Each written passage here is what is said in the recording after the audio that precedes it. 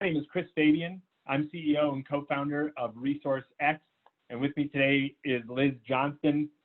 The format for today's presentation is we are going to present to you several of the outcomes that many of our client organizations and others who we're not actually working with are talking about when it comes to equity and reimagining police services. What we had hoped to do today was recognize that for all of the passion and the enthusiasm that has behind this article that you see here from the New York Times describing, the time is now. This movement is different from what we've seen in the past. There's a lot of passion and political discussion taking place, and the hope is that it doesn't just stay there at the political realm, that there's actual action that takes place, that it transforms, and we can actually make the kind of changes that we have the vision to make. So number one is being proactive and prepared, that being your driving motivation or outcome as it comes to reimagining, defunding, we're hearing, abolish, we're hearing, or otherwise change the course of your police department. Poll. The second choice is to provide a voice to both council and police. In other words, creating a two-way street of communication with elected officials and police departments about the future of the programs that they're providing. We're seeing great potential to offer a voice to both components of this discussion. 3, driving towards organizational excellence, and that is getting really clear, taking advantage of the moment and this opportunity to define what you and your organization mean by equity so that you can achieve it. Number 4 is talking about the future, that every program that's currently provided might look differently 5 years from now, might look differently 2 months from now, and to talk about how do you shape that trajectory of every program you provide, and also to create initiatives so that you move from the passionate discussion of we need equity to here are the things that we actually advocate that we would do to achieve a clearly stated goal. And then 5, last but not least, is looking beyond your own government entity, your city or your county, and to imagine networking and connecting with other partners who share this passion for your community. So that is looking towards partnerships and also figuring out a way to get the resources required to fund those initiatives that you're seeking. I feel that every program has a future. And it's really thinking through the concept that many organizations have a clear goal established for what they want to do with equity. But when it comes down to it, it's a little unclear exactly how they're going to achieve it. And one of the powerful case studies that we shared in the ICMA presentation, and it's worth reiterating here before we get into a discussion of how you actually execute on this, it comes from the city and county of Denver. So Denver, if you don't know, Denver, Colorado has an office of social equity and innovation, I believe. It's led by Kim Desmond. And city and county of Denver has been focused on equity for some time. And what they had hoped to do was bring an equity lens to every program that they provide across the entire city and begin conversations about how those programs can be changed in order to develop this list of initiatives that they might take action on moving forward. And it was really powerful to us. We participated in this exercise because when it comes down to applying an equity lens to every program that you do, not just police department programs, but getting into public works, getting into finance, getting into the district attorney's office, the streets department, and across the entire organization, what we learned, it turns out that every program has the potential to contribute towards increasing equity. And we didn't know that. We thought that perhaps you start with this high-level goal and you have to invent new policy to achieve the equity objective. But I'll just walk through a couple of these examples on a screen. The trick is you can find positive ways to make change at the program level with every program they provide. So in that top left, there's snow removal. So if you think about snow removal, this is just simply clearing the streets. And I wouldn't have thought necessarily that snow removal has a potential to positively impact the achievement of equity. But it turns out in their public works department, they did share this feeling. And the idea was in Denver, they have identified certain neighborhoods where if they provide an extra level of service of snow removal, clearing pedestrian walkways, clearing sidewalks, making sure people have access to make their way to a bus stop, to catch and access public transportation, to get to their place of employment, or to get to core services within the community like a grocery store, that this was an opportunity to extend access to those who might not have their own personal vehicles. And this requires more resources. This is a service level enhancement overall for the snow removal program, because not every sidewalk is actually plowed throughout the entire city. But this was a great way that at the snow removal level, here was a programmatic change that could make its way towards a recommendation to advance equity. In that bottom left, that you talk about the impound lot where vehicles get towed and impounded. And what they were discovering is that for many vehicles, sometimes residents don't even necessarily go forward to get their cars out because there's an economic barrier. And if they could take another look at their fee structure and what they're charging, if the goal is equity, then there is a desire to actually pull back on some of their fees and charges. And for certain components of their population, this would positively impact equity overall. And these were just fascinating stories to us, because what it takes is looking at every program that you provide and asking a simple question: what could the future be for this particular program if the goal was to apply an equity lens and actually change the course or change the trajectory of the program that you're providing? Yes, this will require resources in certain cases. In the impound lot example, revenues will go down. So this is putting further strain on budgets that are already tight. That's okay. The goal here is to try to produce that list of all the things that you could do to have a positive impact. In snow removal, it will mean that the costs go up. Create these insights. This is looking to the future. The programs you identify are the current state of the services you provide. When we talk about the insights, it's what do you imagine for the future and how can you accomplish this? And maybe you want to look at every single program and measure it against one definition of equity, but maybe you want to know more than one. Maybe you want to know about racial equity or vulnerable population. And what this gives you the opportunity to do is, once you've identified a program, within our tools, you can come and you tag each program with one of these opportunities. And then you describe how you're going to accomplish it. So maybe you decide that the program that you are discussing, you believe that it impacts or has the potential to impact the disadvantaged population. And then you get to explain how and why you think that's happened. This gives a voice. So Chris said on the previous slide, we didn't know to consider snow removal as an equity impacting program.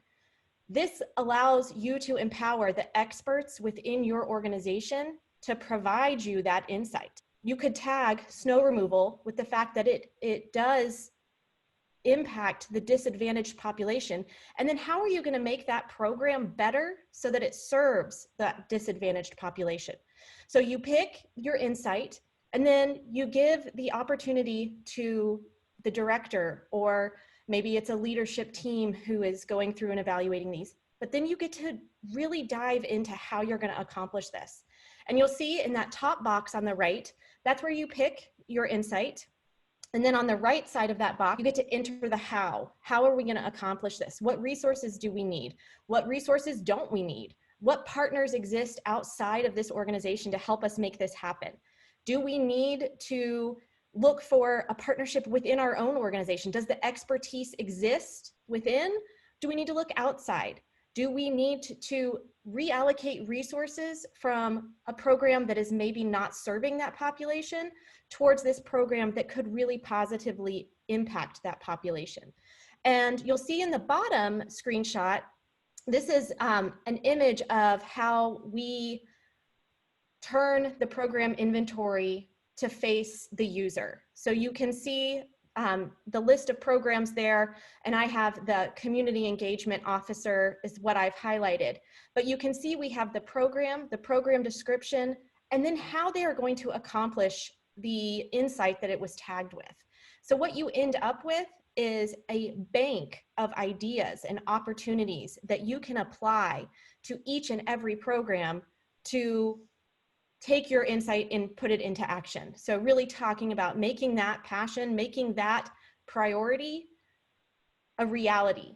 And you're not just tapping one person for their great ideas. You're really tapping your entire organization for these great ideas. And then you can go through and identify those that are most actionable, most impactful, and those that are the best thought out in their description of how to accomplish it.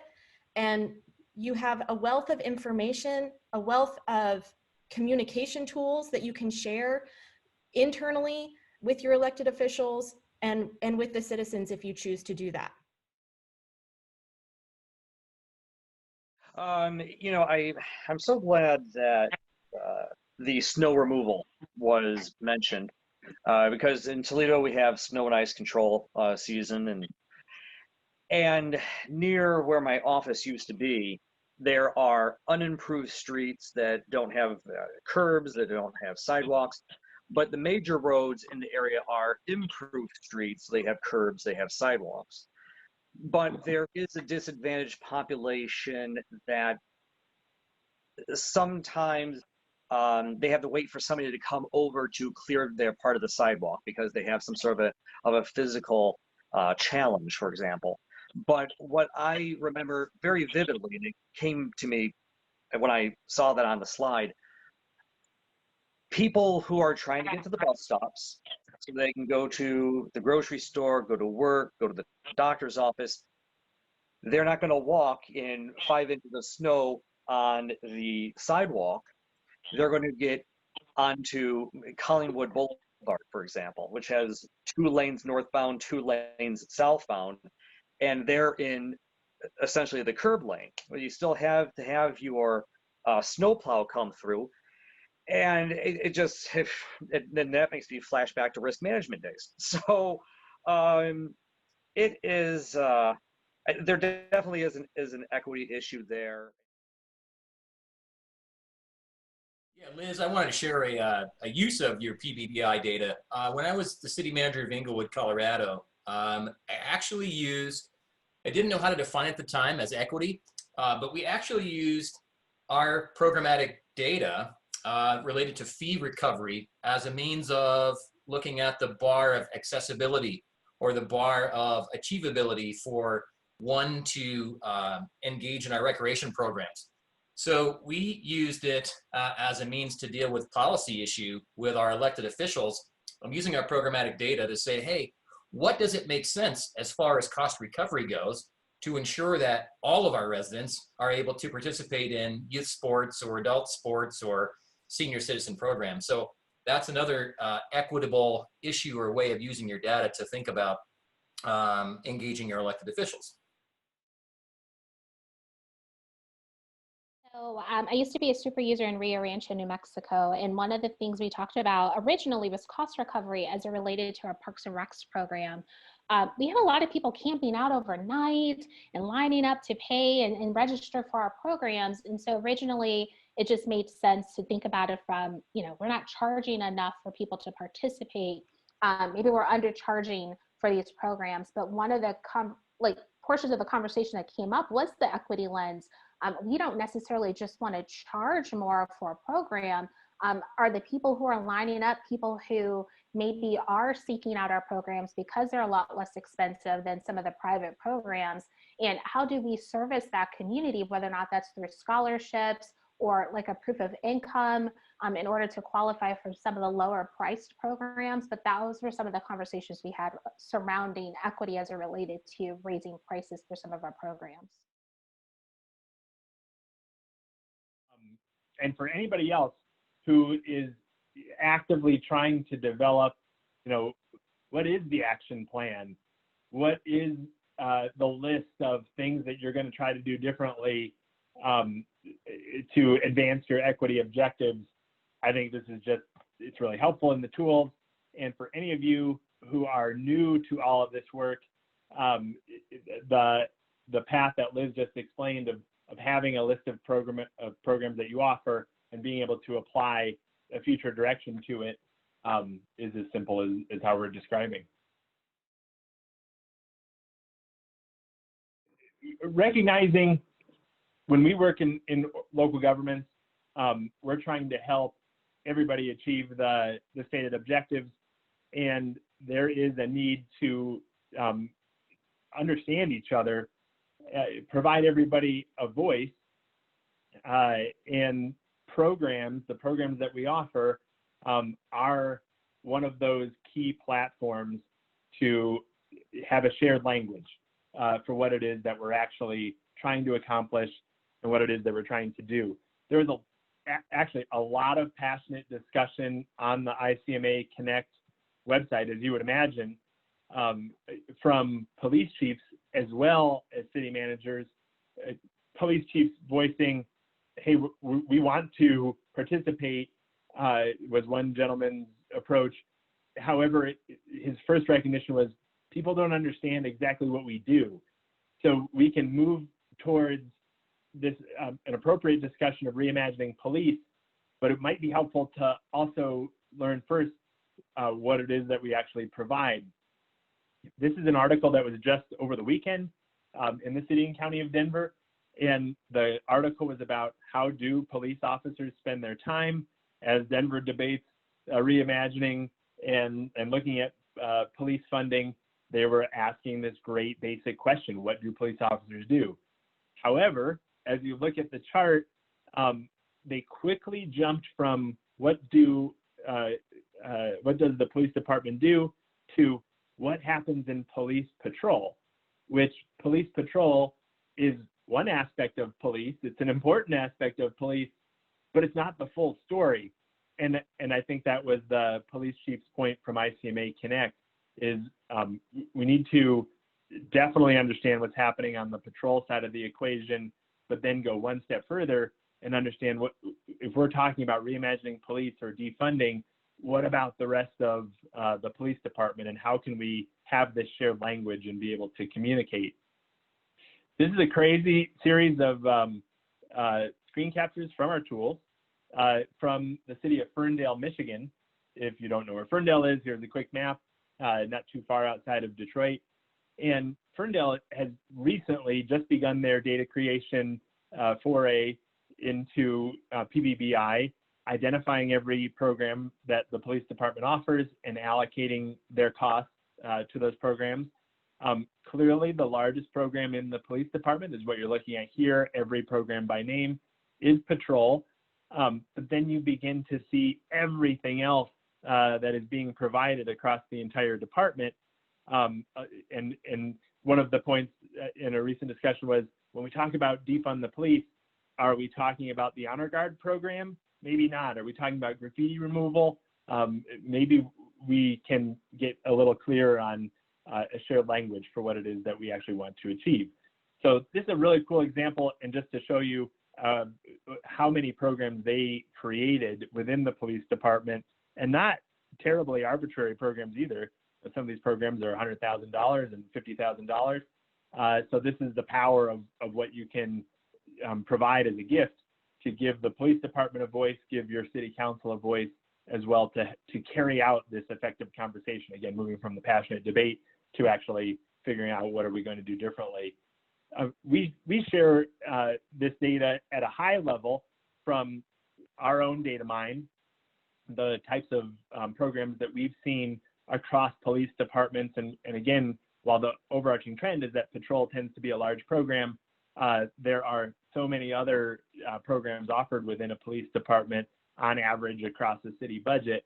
And we just thought this was really fascinating. Again, back to ICMA Connect, part of the discussion was around, okay, a lot of attention is being brought to patrol these days, but patrol officers arrive at the request of dispatch. And so maybe we can spend a little bit more time talking about what's happening at the dispatch level as we reimagine how we want that response to take place. Who are we calling out to a particular event? How is that event characterized by the person receiving the call in dispatch? Is there a different set of resources that the dispatch officer might be able to send besides police patrol? And then, of course, we can get into other discussions beyond just a police department being the only resources to deploy to any particular event. What about mental health? What about being in touch with county resources, homelessness advocates, and so on and so forth? And so very fascinating discussion. Again, the heart of this being how can we create a shared language, being data-driven, being program data-driven to advance the conversation that you want to get into.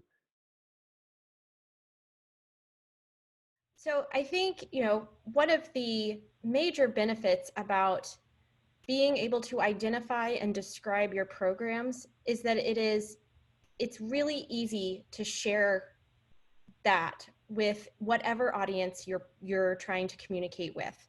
I know if I looked in a budget book and saw under a large police budget, huge chunks for laundry and fuel and supplies, I probably would feel you may invoke a sense of anger. Why is all of this there? Where does this go?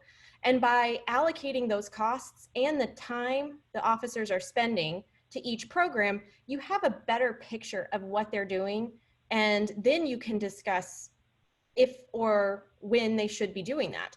Who should they be working with? And what's really helpful for me for each of these programs, you'll see in the first graphic on the left, every single program will have a program name, a description, which we really try to coach the people identifying their programs and describing them to make sure that everybody can understand what this is and what it's doing. But then the total cost of each program, how many people are contributing their time to it, and then you see of those people contributing their time, which people are they? So how many upper level police officers are contributing their time to a particular program? How many patrol officers are how many specialized officers are having to contribute their time? And then what resources are going to that? So it takes that laundry, uniform, and fuel example, and it ties that to an end purpose. So what you see on the left is the data that you create, and then what you see on the right are the reports that you can generate based on the data that you've created. And what we found is that these reports are particularly helpful for internal communication. It provides an in-depth look at all aspects of the program. It can include the program name, description, how many FTE, what the total personnel cost, non-personnel cost, any of those insights that we talked about in the previous outcome, that comes here so that you could share that. If you go through the scoring phases of the PBBI process so that you know what's mandated, what population is it serving, and then if it's meeting any of the priorities that have been identified in a strategic plan or business plan for your organization. And you also can take this data and easily communicate this with your elected officials, your citizens, through this very clear and illustrative, what we call our present site. So allowing the elected officials to click into any one of these boxes and get to a really detailed overview of the program. So what our present site does, you'll see, so this is a police department, and this is the priority or result of safe and secure community. So how do each of these police programs contribute to a safe and secure community? And you'll see the lighter the box, the less aligned it is with the successful achievement of a safe and secure community. The darker the box, the more in alignment. The bigger the box, the more of the budget. The smaller the box, less of the budget. But as you click into each of these boxes, which I clicked into behavioral health team. So I clicked into that box, which is a dark blue box at the bottom, but it's a quite small box. But then I can see how much of that is coming from the personnel side and how much from the non-personnel side. You can see from the first pie chart, it is almost 100% personnel driven. You can see from the bottom box which of the personnel is contributing to that. And what this does is it allows you to put this in front of a group of people. It gives them the ability to say, okay, public safety call taking and dispatch, that's a huge program. Why is that so big? Then they can click into it, read the description, see the number of FTE that are contributing to it, see what it takes to actually operate this particular program, and then they can have a more informed conversation about what it would mean to defund or abolish or increase this particular program. What is going to serve your community best by taking action on this program? Is anybody in this position right now where they're trying to help facilitate some two-way street conversations about what's taking place in a police department as a very vital step before getting into how to reimagine what you actually want to do with the police department budget, the staff resources, and so on?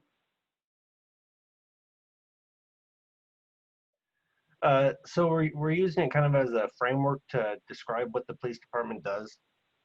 I think a lot of people just see it as police patrol, but there's a lot more to it. So we're hoping that framing it by program will help kind of describe more to the council and the community. Okay, so if we are reimagining our approach to producing a safe community or a more equitable society, how does that actually work, and who are the partners that we can begin to engage? Santina, I know you're on the line, and we had just talked, I'm not sure if Albuquerque or Bernalillo County are on the line as well, but we do see some joint coordination among cities and counties these days for how shared services could take place. In our work with the Government Finance Officers Association, GFOA, they have been on this path for quite some time. And if you have their latest book, Financial Foundations for Thriving Communities, it just came out in 2019. They have a very large section about something they call networked enterprises. And there are two components to it. One is, as we approach outcomes that multiple jurisdictions share, like producing a safe society or producing equity among public sector, private sector, or even nonprofit entities, how do you network those organizations to provide a combination effect? So it turns out there are many different jurisdictions who really care about these same outcomes, and how do you band them together? And then the second component that they focus on in their definition of networked enterprises and a shared approach is the resource optimization component, which everybody cares about right now, certainly in the COVID environment that we're in. It's oftentimes somewhat difficult to talk about how we're going to fund our equity initiatives at the same time that we're talking about vast budget reductions. But it can be done, and this shared service approach is one of the ways to do it. One of our most inspirational stories comes from Washington County, Wisconsin, where the county took an approach to seek out who its partners might be, and they called it Counties Without Borders, so pretty self-explanatory. They took the list of programs that they provide, and we're actually looking for partnerships for any particular program, not just public safety, but throughout parks and recreation. They have a host of program partnerships that they've been able to achieve. I'm focusing in on specifically their public health department merger with a neighboring county they brought two county health departments together, determined that by and large they're providing very similar lines of service, and asked a simple question: is it possible for us to merge these health departments, and what would be the benefits? So they were able to see, yes, indeed, if they merge, there are lots of duplications of efforts that they could identify through their program inventories. They could eliminate the duplication, reduce the redundancy, thereby freeing up a whole host of staff resources. They didn't lay off the staff. They instead reallocated those staff members to provide new services that neither one of the entities was able to provide before without increased resources overall. One of the really cool things coming out of Washington County and their merger from a public health perspective right now is when it comes to contact tracing. This was a service that none of them were in the business of providing before. And now, because of the dramatic resource optimization and efficiencies that they've created, they had staff capacity to deploy to fairly substantial contact tracing, even more so than the neighboring and much more heavily resourced Milwaukee County. And so that is phenomenal. And this is exactly what we're hoping you're able to produce with your resource optimization as you look for shared service examples, because we've learned so much from the leadership and the accomplishments of Washington County, and we want everybody to be able to achieve the kind of things that they're doing. And they're asking themselves the question, what do we do and what do we excel in? And that's a great question to ask as you begin to think about the partnerships, is what do you do and what are you really good at doing? Because then maybe what that does is it identifies some areas where you could use experts that aren't housed within your organization. So 5 different areas that have been trying to assist with the police response during COVID times. And they're working with the health department, the county, the hospitals, the independent school districts, and they have a mobile mental health unit. And what they realized was that those who were working in their dispatch unit didn't know who to dispatch for certain incidents. And so they always dispatched the police. And when they looked at what do we do and what do we excel in, some of those responses aren't where the police excel. That's not what they're trained to do. And it's not best serving that particular demographic, that particular population, that particular result. When dispatch sends police to every call, they're missing out on an opportunity to de-escalate or serve the people who need that response. So they're working with all of those entities to try to better train their dispatch to send the appropriate response team to every issue. In this "we are stronger together" approach, and who can you bring to the table to discuss the shared purpose you're trying to achieve, whether that is equity or the reimagination of police services. But I pulled the behavior health team example from the police program inventory from one of our clients in our database. And maybe that particular unit within the police department is highly trained for that. But who else exists in the community that could also complement that particular program? Or maybe that's one of those things that they do, but they don't excel in. Maybe there is a community engagement partnership that would help reach more people or reach people in an equitable way. Thinking about improving library technology so that everybody in this very strange time of not being able to work from offices or go to school in schools has access to the technology they need. It's expensive to provide school resource officers. Is there a partnership with the school district to make that happen in a more efficient and effective way? And are all playgrounds within your community kept up to the same degree? Is there a way that you could partner with somebody outside of just your grounds maintenance or or do it just in a cost-effective way. So those were just some of the examples that I pulled from our database of examples. Said, finding shared purpose, the most important piece of that is the shared notion. And we at ResourceX talk a lot about creating organizational cultures that are people positive. And people positivity means we care about everybody in our organization. It's not just lip service. It is creating the space, in other words, carving out the time and effort to intentionally invite everybody in your organization to have their voices heard. And that's how solutions get designed and implemented as well. Not just relying on the usual suspects, those people that provide, that are the directors or supervisors or managers, but is finding a way to create the opportunity for everybody to have a voice at the table. And so this can actually expand beyond your organization as well. And so as Liz was just talking about, how can we engage other people that are outside of our organization? It just simply starts with a conversation.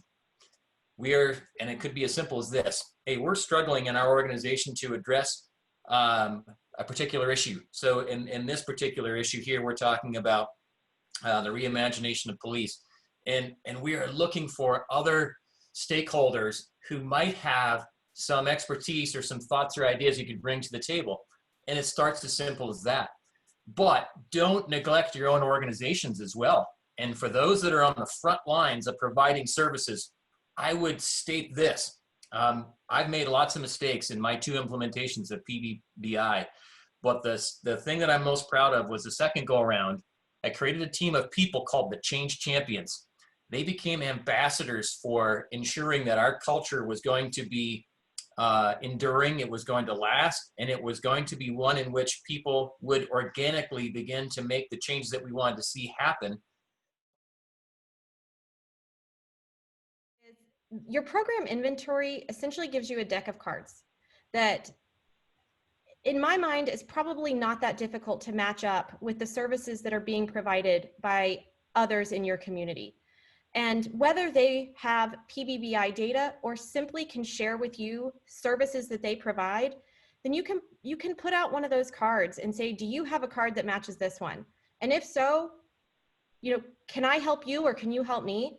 But by having that program inventory, you have that information not only to say, do you have the card that matches mine, but you know all the data that supports it. You know how much you're spending on it. You know how aligned it is with your priorities, whether or not you have to provide it based on mandate. So your cards are just completely backed with data. And then you're ready to have that conversation with somebody who might have that matching card. You're ready to make that decision. You have what you need when you come to the conversation. Getting clear on your definition of equity, and it's so important. Lizzie mentioned this from the very beginning, is understanding this kind of shared objective and defined very clearly. We're sharing, we'll send you these slides with the recording as well. The City and County of Denver's specific definition of equity, as they've envisioned it, they've achieved this high degree of clarity, so they know if they're talking about programmatic change, it's in line with this definition. For example, when we talked about snow removal and the impound lot changes that they are recommending. Tacoma, Washington, also a clear definition of equity, and notice it's not the exact same. It's very similar, but it's not defined the exact same way. And the takeaway here is try to get a clear definition on what equity could look like for the community overall. There is the Association GARE that I mentioned at the beginning, the Government Alliance of Race on Race and Equity. They have a lot of resources as well, as they are trying to advance a common definition of equity, and we'd highly encourage you to take a look at their website too. Here, I said in the very beginning when we talked about insights that it was a way for you to apply multiple insights if you wanted to separate different definitions of equity. Now, the flip side of that is you may have one definition of equity and you want to know how every single program within your entire inventory measures up to that. So you're not necessarily saying, This is the insight I have for how we can make this more equitable, but this is how it exists today. And that is through the creation of a custom BPA of equity or establishing a result of equity. And then you can go through and you can evaluate every single program, because as we've discussed throughout this hour, it impacts your entire organization, from snow removal to libraries to police response. The idea of and passion for putting equity into action is throughout the entire organization. So I pulled this quick example from a client within our database, and you can see I'm showing you programs within their municipal services, their city attorney, the city commission, fire and medical, and how each of those ranked against their definition of equity. So if you currently have a program inventory and a set of BPAs, and you're not evaluating your programs against an idea of equity, it's as simple as the creation of a custom basic program attribute. I also just posted some examples of the definitions of equity that exist within our database as well. So just know we're here to support you in the creation of whatever method is going to benefit you, and we also have a database of information to pull from. Thanks everyone for joining. Thanks, Harpreet. This was great, and thanks everybody who was participating, and hopefully you found it valuable as well. I'm Chris, and thanks Liz, and thanks everybody for joining. We're going to continue to have a series of webinar offerings, and tune into our website to see when those are announced. And those of you who are following us on social media, we try to announce our upcoming webinars as well, and our newsletter, most importantly. So please continue to join us. We'll be covering a host of other topics throughout the next several weeks and several months. So thanks a lot, everybody.